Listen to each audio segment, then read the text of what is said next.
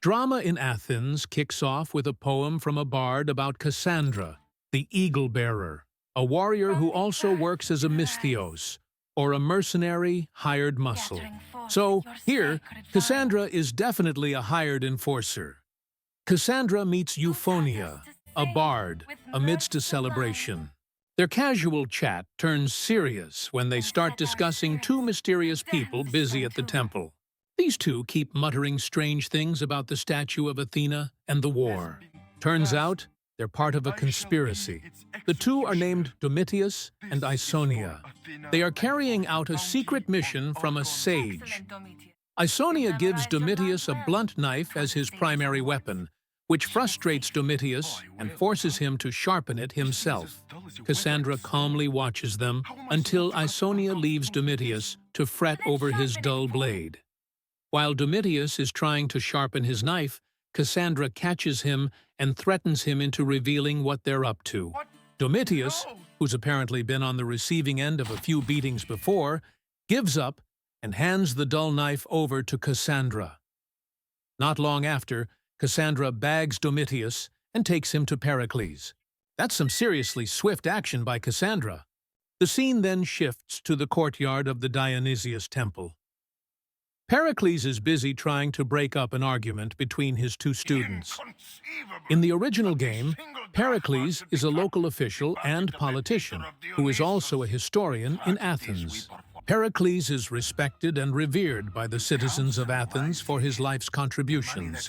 In AC Odyssey, Pericles plays a major role in helping the main character progress through the game. Suddenly, Kassandra arrives, dragging the bagged Domitius in front of Pericles. The two students are shocked. It turns out there's a bounty out on Pericles' head. Domitius begs for forgiveness, claiming he has absolutely no idea who the mastermind behind the bounty is. After a discussion, Pericles and his two students agree that the assassination threat must not disrupt the upcoming Dionysia festival. Kassandra agrees to help secure the festival and plans to investigate further. The scene changes to introduce Mr. Apple. Similar to his appearance in La Primavera in Firenze, Mr. Apple wakes up on a tree branch, with the setting being the Dionysius Theater. Aside from being wrapped in a blanket, Mr. Apple also smells like wine. Everyone there believes Mr. Apple is a blessing from the gods and wants to use him as a sacrifice. Mr. Apple is also starting to lose the golden color from the Florence arc, which indicates that after meeting Alexios, he entered the Huygens Interferometer with Regulus and Vertin. Meanwhile, Regulus and Vertin are searching high and low for Mr. Apple, their lost flying apple. Unfortunately, they find nothing. Vertin is instead offered many apples by the Athenians, and even some wine so she can see the flying apple. They're telling Vertin to get smashed. They finally realize that apples in ancient Greece are vastly different.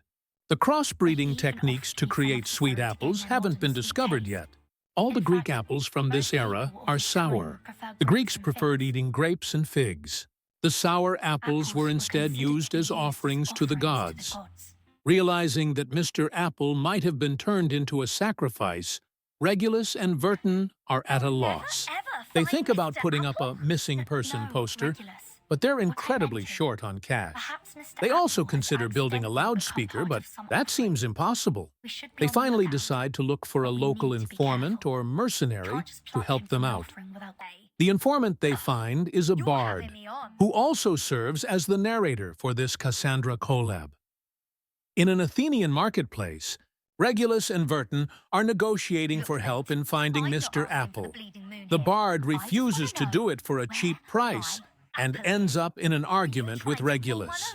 Cornered by Regulus's constant haggling, the bard finally directs them to look for the apple at the Dionysia festival. The bard says Mr. Apple appears to be intended as an offering to the gods. This is where Kassandra meets Vertin and Regulus. Shows up and asks the bard if he has any manpower to help her track down suspicious people throughout the Dionysia festival. Kassandra is worried that these suspicious individuals might emerge from the festival crowd to kill Pericles. Seeing an opportunity, the bard becomes an information broker. The bard asks Vertin and Regulus to do what Kassandra requested, and asks Kassandra to find Mr. Apple as per Regulus's request. The three of them then realize that they need each other and decide to work together. Kassandra explains that she's looking for spies trying to kill Pericles. She asks Regulus and Vertin to be her eyes and look for suspicious people in the festival crowd. Although Vertin is initially hesitant due to the risks involved, Regulus agrees, as it could be a way to find Mr. Apple. They accept Cassandra's offer, and the trio begins their adventure amid the lively Dionysia festival. As the Dionysia parade begins and the crowds swell, Kassandra, who is patrolling on the rooftops, suddenly spots Mr. Apple in the festival crowd and tells Vertin and Regulus to run toward him. Yep, Mr. Apple really has become a sacrifice. Regulus and Vertin try to push through the parading crowd.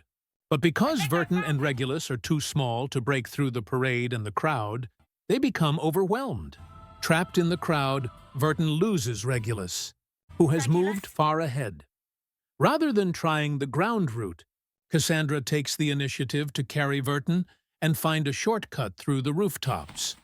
Kassandra teaches Vertin the safest way to jump between buildings.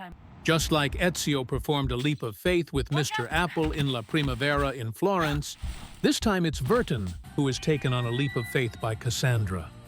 Of course, Vertin is trembling. After successfully entering the Dionysius temple, Kassandra notices something strange. There are weird ribbons that seem intentionally placed to spoil the temple's appearance. Kassandra and Vertin are sure these ribbons are connected to the Pericles' bounty. Amid their search, they run into a few people who are being loud and almost damaging the statues. These people claim they are just artists repainting the temple for the festival. But Kassandra clearly doesn't believe them. An inevitable argument breaks out, leading to a fight. It turns out the suspicious people claiming to be artists are indeed underlings of the cult of Cosmos. As the situation heats up, Alexios suddenly appears to stop Kassandra. They argue again. Alexios says he must kill Pericles because he dares to oppose their cult. Kassandra tries to convince Alexios that he's been lied to, and their violent methods will never bring peace. But Alexios doesn't care and remains adamant. They fight. The battle is fierce, and eventually, Alexios escapes with his henchmen using a smoke bomb. Even while fleeing, Alexios still has time to say he's sparing Cassandra's life. Oh, come on. After the fight, Regulus finally finds Mr. Apple unharmed. After discussing it, Vertin, Regulus, and Mr. Apple agree to join Cassandra's investigation into tracking the cult of Cosmos. After searching the temple for clues for a while, they don't find anything suspicious. Alexios's underlings also didn't damage the temple. They only left strange symbols that were exactly the same as those on the Pericles bounty poster. Kassandra and her friend's mission becomes more focused, finding those symbols everywhere. The search expands until they find a suspicious group of people near the Dionysius Theater who are believed to be members of the cult of Cosmos. With the help of a local mercenary, all the suspicious people are finally secured and subjected to interrogation. After a while, they find no signs of connection to the cult of Cosmos. They are just artists trying to sell their work for a higher price under the guise of the Dionysia celebration. After further discussion of the evidence and track record they have, Vertin notices an oddity. Vertin realizes that the cult members are waiting for orders from someone they call the Sage. So, Vertin has an idea. They will create a fake drama to lure the cult out. They will pretend to have captured the Sage and make a public announcement. And this is the core of drama in Athens. Yes, they create a drama to make the hidden enemy appear. They end up visiting Domitius in prison. From this, we can tell that Domitius was immediately thrown into prison after Kassandra brought him to Pericles. Their plan is simple. They pretend to release Domitius and declare that Domitius is innocent and not part of the cult of Cosmos. They also thank him for the secret message in the Pericles bounty, as it helped them uncover the cult's plot and capture the mastermind, the sage. This fabricated lie and drama make Domitius panic, and he accidentally reveals that he doesn't know how to read the secret message. He wasn't taught to read the secret message in the form of a Scytale.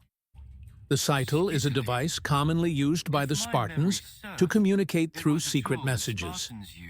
Well, finally, they know that the key is just reading the encryption via the Scytale to solve the problem. But they don't know where the secret message from Domitius's dull knife is. Then, Domitius finally realizes he's been played and refuses to reveal anything else. The scene then shifts to the secret room of the cult of Cosmos. Deimos and Penderos are discussing their secret plan. They are very confident that the plan is secure and won't be exposed. They use a secret communication trick called the Scytale. They believe only Spartans like Deimos know it. Furthermore, they hide the secret code inside the handle of the dull knife. Penderos is very sure that even if one of their people is caught, the code will remain safe. Deimos doesn't want any failure. This time, Pericles must die. In the middle of their serious conversation, a cult of Cosmos member suddenly speaks up. He asks how to read the Scytale, which immediately makes Penderos furious. Although grumbling, Penderos still teaches the questioning member how to read the Scytale. After the ritual is finished, the members immediately disperse like a factory closing time. They prepare to be on standby at the Athens theater, but not the one member who asked about how to use the Scytale earlier. This member goes to the prison where Domitius is locked up. It turns out the cult of Cosmos member is a disguised Kassandra. At first, Domitius didn't want to cooperate, but in the end, he helps Kassandra find the cult of Cosmos's secret base. Long story short, Kassandra, Vertin, and Mr. Apple thank Domitius for his contribution. The scene changes to the theater at Athens' City Hall. It is the final day of the Dionysia celebration. The celebration moves into the welcoming speech by Pericles, the local city official. Kassandra is standing below the theater, rereading the message in the Scytale, the core of which is that the cult of Cosmos will ambush Pericles at the end of the Dionysia celebration. Just a minute later, Alexios suddenly appears and climbs onto the theater stage. The members of the cult of Cosmos then emerge from their disguises in the crowd. Alexios immediately rushes to take Pericles' life. Of course, Kassandra, with her talk no jutsu, like Naruto fighting pain, is still determined to persuade Alexios to come to his senses and return to the right path. Alexios gets annoyed because, for the umpteenth time, Kassandra has successfully thwarted his evil plan. Kassandra's talk no jutsu still doesn't work. A battle between two great fighters is unavoidable. A brawl also breaks out between the cult of Cosmos members and the local security guards. The residents who are flooding the theater begin to panic and scatter. This is, of course, dangerous because Kassandra and Alexios are in the middle of a battle. Vertin, Apple, and Regulus also panic. In the chaos and panic, they are still trying to figure out how to draw the crowd's attention and get the residents out of the theater. Vertin has a brilliant idea. Based on her experience in Florence, Vertin paints Mr. Apple with gold ink, which Regulus then ties and flies like a kite. Instantly, the scattering crowd falls silent and looks up at the sky. There is a golden flying apple. Yes, Vertin has created a replica of the Apple of Eden, which, according to the lore in AC Odyssey, is an ancient artifact in the city of Atlantis. This flying apple with its golden glow instantly attracts the attention of the scattering crowd in the theater. Mr. Apple, Vertin, and Regulus have no choice but to run out of the theater, chased by the masses. If the ending of La Primavera in Firenze felt simple, this drama in Athens is actually much simpler. The ending of this story is also cliffhanging. The scene ends with Vertin, Mr. Apple, and Regulus continuing to run and escape from the pursuing crowd. Alexios also flees for the umpteenth time after losing a fight with Kassandra. Athens is once again safe and peaceful. Even so, this story finally explains why Vertin and the others member traveled back in time to Firenze and Athens. Well, the Huygen Interferometer time machine is a technology owned by the St. Pavlov Foundation to directly witness history as it unfolds, not just read it from artifacts or murals. Mr. Apple also has experience with cryptography from his time as a history researcher at the St. Pavlov Foundation. This also explains why he could read the Scytale, or the secret communication method of the Spartans. Basically, the time travel to Firenze and Athens was purely for research purposes. What do you all think? Do you think the story of the Kassandra and Alexios Collab event in reverse, 1999, is good? Thank you for watching. Subscribe and like for the next reverse 1999 story summary.